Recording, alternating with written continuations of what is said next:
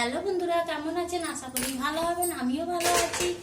এই যে আজকে রাত্রেবেলা বানাচ্ছি এই যে ছাতু ভরে পরোটা, আর এই যে ময়দার আর কি পরোটা বলতে গেলে, আর ছাতু ভরে এটাই বানাচ্ছি।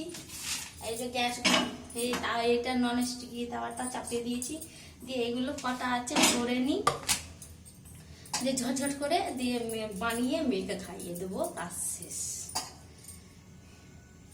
রাতের দিকেই ঠান্ডা লেগে গেছে, আবার গরম লাগছে, রান্না করতে গিয়ে গরম লাগছে, সোয়েটার পরতে পারছি না, আর যা গরম লাগছে, আর এই সর্দি আর খুব জ্বর, আর ভালো লাগছে না। এইভাবে এই যে ভাঁজ করে নেবো, বেশ বিহারি স্টাইল, খুব ভালো লাগে এই ঠান্ডার দিনে। খুবই আমার তো সময় হয় না বানিয়ে খাবার, কেন কি একা সংসার আর হয় না। এই যে এইভাবে লিচিটা করে দিলাম,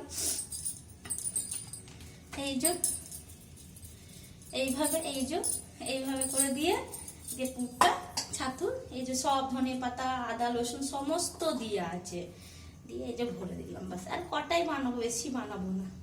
আর দিনেকার আলু দম আছে, তারপর মিষ্টি আছে, আলু ভাজা আছে, এইগুলো দিয়ে মা মেয়ে খেয়ে নেবো। আর হাজব্যান্ড খাবে না, হাজব্যান্ড সেমাই ওর জন্য রুটি বানিয়ে দিয়েছি, ওইগুলো খাবে। আমরা এটা খাবো, কেন আমার হাজবেন্ডের সুগার, তাই জন্য মিষ্টিটা দিই না। আর তারপর এগুলো খেতে চায় না, হজম হয় না রাত্রের দিকে, তার কারণে। এই যে গরম হয়ে গেছে, তাড়াতাড়ি বেলে নিই, আর সাদা তেল দিয়ে ইয়ে করবো, ছেঁকে নেবো। অল্প অল্প তেল দেবো, খুব বেশি তেল দেবো, তেলও দেবো না। এই তো রান্নাঘরে অনেক দিন দেখানো হয়নি, যা হোক, কি হয় তেমনই হয়। এই যে অল্প অল্প আটা করে ইয়ে করবো, পোঠা করে নেবো, আর কি অল্প অল্প তেল দেবো, বেশি দেবো না। বেশ রাত্রের দিকে না এটা শুকনো শুকনোই করবো, বেশি তেল দেবো না, বেশ ভালো লাগে। না হলে কালকে আবার আমার মেয়ের পরীক্ষা, ভারী খাবার দেবো না। এমনি তো জ্বর হয়েছিল মাঝে, একদম